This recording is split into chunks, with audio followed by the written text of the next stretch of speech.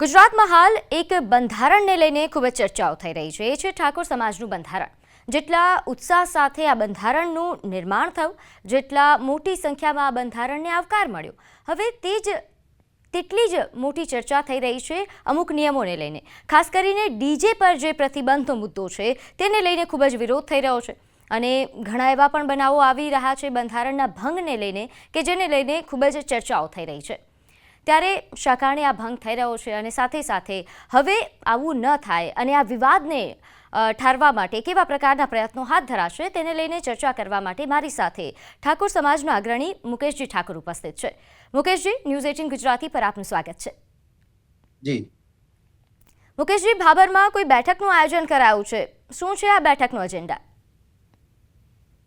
આવતીકાલે ભાભરમાં ઠાકોર સમાજની જે એક બેઠક છે એ બેઠકનો એજન્ડા શિક્ષણ, વ્યસન મુક્તિ અને આવનારા સમયમાં સમાજમાં જે કાર્યો કરવાના છે એ વિષયો ઉપર વિસ્તૃત ચર્ચા થવાની છે, સામાજિક ચર્ચાઓ થવાની છે અને બંધારણ સમિતિ જે ગામે ગામ બની છે એ બંધારણ સમિતિ આ બંધારણનું કડકપણે અમલ કરાવે અને કોઈ પણ જગ્યાએ બંધારણનું ઉલ્લંઘન ના થાય એના માટેની વિશેષ ચર્ચાઓ આવતીકાલની બેઠકમાં થવાની છે. જી, હાલ જે વિવાદ થઈ રહ્યો છે, ખાસ કરીને ડીજેના મુદ્દે જે વિવાદ થઈ રહ્યો છે તેના પર કેવા પ્રકારની ચર્ચાઓ થઈ શકે? ડીજે વાળો જે વિવાદ છે 2-3 લોકો પૂરતો જ છે. બાકી સમાજના 99% વધારે લોકો સમાજના બંધારણની મર્યાદામાં રહીને જ પોતાના પ્રસંગો કરવાના છે અને 99% લોકોનું આ બંધારણને સમર્થન છે. એટલે એ બાબતે કોઈ ચર્ચા કરવાની લગભગ થતી નથી.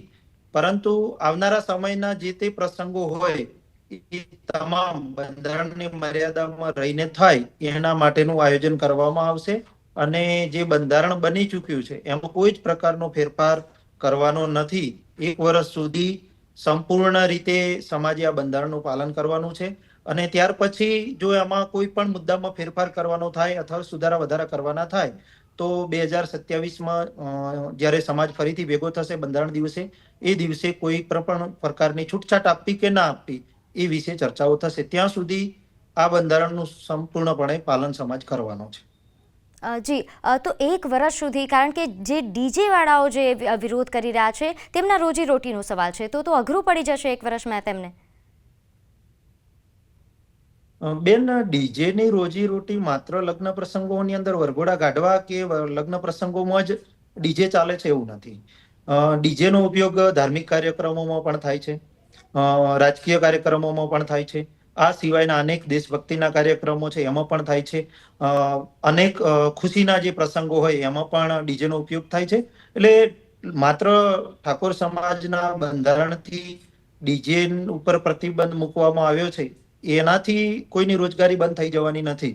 પરંતુ ડીજે એટલા માટે બંધ કરવામાં આવ્યા છે કે એની આડઅસરો ઘણી છે. સમાજની અંદર એની અનેક એવી ઘટનાઓ બની છે જેના લીધે સમાજને નુકસાન થયું છે. જેમ કે મહેસાણામાં જ હમણાં થોડા દિવસ પહેલા લગ્ન પ્રસંગમાં ડીજેનો વરઘોડો જઈ રહ્યો હતો, એની અંદર નજીવી બાબતે કંઈક માથાકૂટ થઈ અને એ માથાકૂટે એટલું બધું મોટું સ્વરૂપ ધારણ કર્યું કે એની અંદર મારામારી થઈ, ઝઘડો થયો અને એક દીકરાનું મોત થયું. ઠાકોર સમાજનો એ દીકરો જેણે ગુમાવ્યો છે એના પરિવાર ઉપર કેટલી વેદના હશે, કેટલી પીડા હશે એ કદાચ એના પરિવારથી વધારે કોઈ ના સમજી શકે. એટલે આ ડીજે સાથે જોડાયેલા લોકો કે કલાકારો જે વિષય બનાવી રહ્યા છે એ માત્ર ને માત્ર પોતાના સ્વાર્થ પૂરતો છે.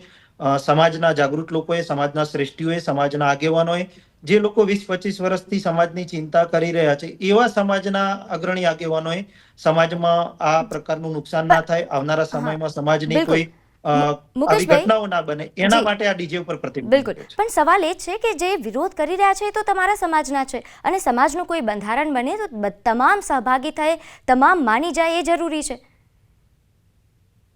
વિરોધ કરવામાં માત્ર 2 કે 3 વ્યક્તિ જ છે બેન.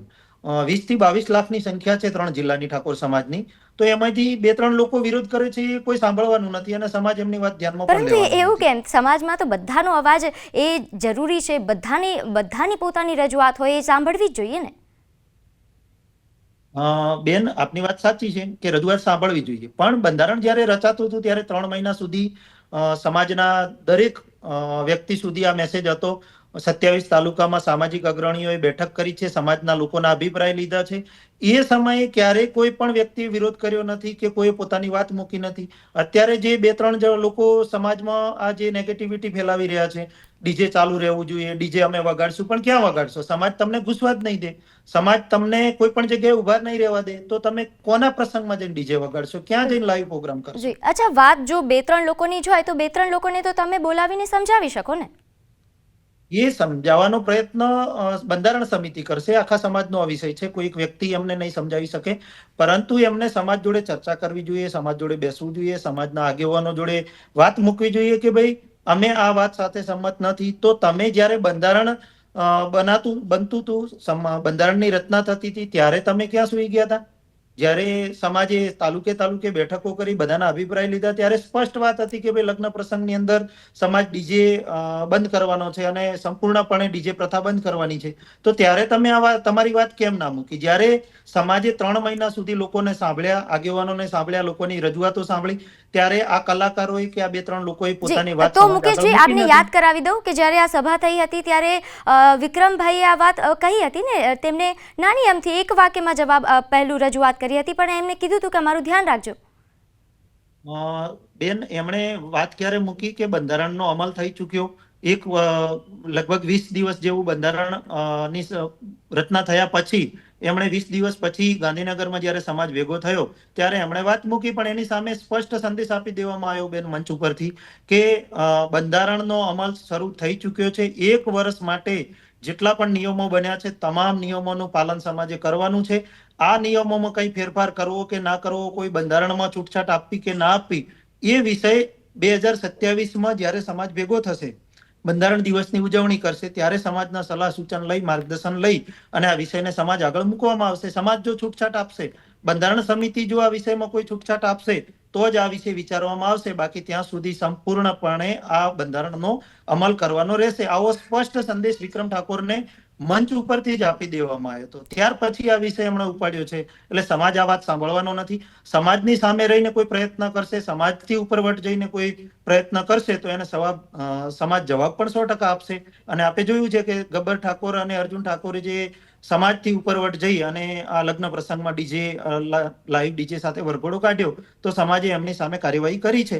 એ જ પ્રકારે કોઈ પણ વ્યક્તિ પ્રયત્ન કરશે તો એની સામે સમાજ કાર્યવાહી કરશે. અચ્છા, હમણાં દિનેશભાઈનું એક નિવેદન ખૂબ જ ચર્ચામાં આવ્યું છે, તો આગેવાનો અને આ કલાકારો વચ્ચેની જે હાલ આ નિવેદનબાજી થઈ રહી છે, આક્ષેપબાજીઓ થઈ રહી છે, તેનાથી સમાજને ખોટો મેસેજ નહીં જાય? બેન, મેં કહ્યું એમ 99% સમાજ બંધારણના સમર્થનમાં છે અને 2-3 લોકો આ જે વિવાદો ઉભા કરી રહ્યા છે એ લાંબો સમય ચાલવાના નથી. થોડા જ દિવસમાં એ લોકો થાકી જવાના છે. આવડા મોટા નિર્ણયની સામે માત્ર 2-3 લોકો વાંધો ઉઠાવે, એમની વાત મૂકે, તો એ કોઈ સાંભળવાનું જ નથી. સમાજ એમને જડબાતોડ જવાબ આપશે અને સમાજની સામે એ લોકો રહેશે તો એ થાકી જવાના છે, એકલા પડી જવાના છે. એટલે આવનારા ટૂંકા સમયમાં આ વિષય સોર્ટ આઉટ થશે અને સમાજની અંદર આ વિષય આગળ કોઈ જગ્યાએ વધશે નહીં. જી, હું ફરીથી બેઠકની ચર્ચા કરી લઉં. આ બેઠકમાં કોણ કોણ હાજર હશે? બાબર ખાતે જે આવતીકાલે બેઠક થવાની છે એમાં બાબર તાલુકાના સામાજિક તમામ આગેવાનો ઉપસ્થિત રહેવાના છે. જ્ઞાનીબેન કદાચ દિલ્હી હોઈ શકે તો ઉપસ્થિત નહીં રહી શકે, પણ મંત્રી શ્રી સ્વરૂપજી ઠાકોર પણ કદાચ ઉપસ્થિત રહી શકે છે, લવિંગજી પણ ઉપસ્થિત રહી શકે છે. શિક્ષણ સાથે જોડાયેલા સામાજિક અગ્રણીઓ, સામાજિક જાગૃતિ સાથે જોડાયેલા સામાજિક અગ્રણીઓ અને જે બંધારણ સમિતિ છે, જે ગામે ગામ બંધારણ સમિતિની રચના કરવાની છે, એટલે તાલુકા બંધારણ સમિતિના આગેવાનો આ બેઠકની અંદર હાજર રહી શકે છે. અલ્પેશભાઈ હાજર રહેવાના છે? ના, અલ્પેશભાઈ આ બેઠકની અંદર હાજર રહેવાના નથી. આ બેઠક માત્ર બાબર તાલુકાના આગેવાનો પૂરતી છે. અચ્છા, આ મુદ્દે તમારી અલ્પેશભાઈ જોડે કોઈ ચર્ચા થઈ છે? આ બનાસકાંઠા, વાવ, થરાદ અને પાટણ જિલ્લાના આગેવાનોનો આ નિર્ણય છે. બંધારણ સમિતિ બની છે, એમનો નિર્ણય છે. એટલે અલ્પેશભાઈ સામાજિક જાગૃતિના શિક્ષણના કામ સાથે અમારી સાથે છે, સમાજની સાથે છે. પરંતુ હાલ જે વિષય ચાલી રહ્યો છે એ ઉત્તર ગુજરાતના વાવ, થરાદ, પાટણ અને બનાસકાંઠા જિલ્લાના આગેવાનો પૂરતો આ વિષય છે. એટલે આ બાબતે અલ્પેશભાઈ સમાજને જ્યાં જરૂર હોય ત્યાં મદદ કરી શકે, પરંતુ આ વિષય ઉત્તર ગુજરાતના આગેવાનો જે બંધારણ સમિતિ સાથે જોડાયેલા છે એમનો છે. એટલે અલ્પેશભાઈ સાહેબ સાથે આ વિશે કોઈ ચર્ચા થઈ નથી. અચ્છા, જે વિરોધ કરી રહ્યા છે, વિક્રમભાઈની વાત કરીએ કે પછી ગબ્બરભાઈની વાત કરીએ, અર્જુનભાઈની વાત કરીએ, તેમના સાથે આપની કોઈ સીધી ચર્ચા થઈ છે? ના, અમારી કોઈ ચર્ચા નથી થઈ. એમની સાથે બંધારણ સમિતિ તો તમે અને એમને તાલુકાના કોઈ સંદેશ આપવા માંગો છો? એમને હું એટલો જ સંદેશ આપવા માંગુ છું કે સમાજની સામે રહેશો, સમાજની ઉપરવટ જશો તો તમે થાકી જશો, એકલા પડી જશો. એના કરતા સમાજે તમને મોટા કર્યા છે, સમાજના હજારો લાખો લોકો તમને સમર્થન આપ્યું છે, વ્યૂ તમારા લાખો મનની સંખ્યામાં છે, એના કારણે તમારી લાખો રૂપિયાની ઇન્કમ ચાલી રહી છે. એ બંધ ના થઈ જાય એના માટે તમે સમાજની સાથે રહો, સમાજને મદદ કરો. સમાજના 99% લોકો આ બંધારણને સમર્થન આપી રહ્યા છે. સમાજના હજારો લોકોના અભિપ્રાય લઈને જ્યારે આ બંધારણ બનાવવામાં આવ્યું છે અને એ બંધારણ સમાજના આવનારા સમયમાં સમાજને વિકાસ તરફ લઈ જવાનું છે, સમાજમાંથી કુરિવાજો, ખોટા ખર્ચાઓ ઓછા થાય એના માટે સમાજે ચિંતા કરી છે. તો એમાં ગબ્બર ઠાકોર, અર્જુન ઠાકોર અને વિક્રમભાઈએ સાથ અને સહકાર આપવો જોઈએ, આ બંધારણને સમર્થન આપવું જોઈએ અને સમાજની સાથે રહી અને તમે તમારું કામ પણ ચલાવો અને સમાજના વિકાસના કામમાં મદદરૂપ બનો, એ હું એમને કહેવા માંગુ છું. જી, આભાર આપ અમારી સાથે જોડાયા તે બદલ.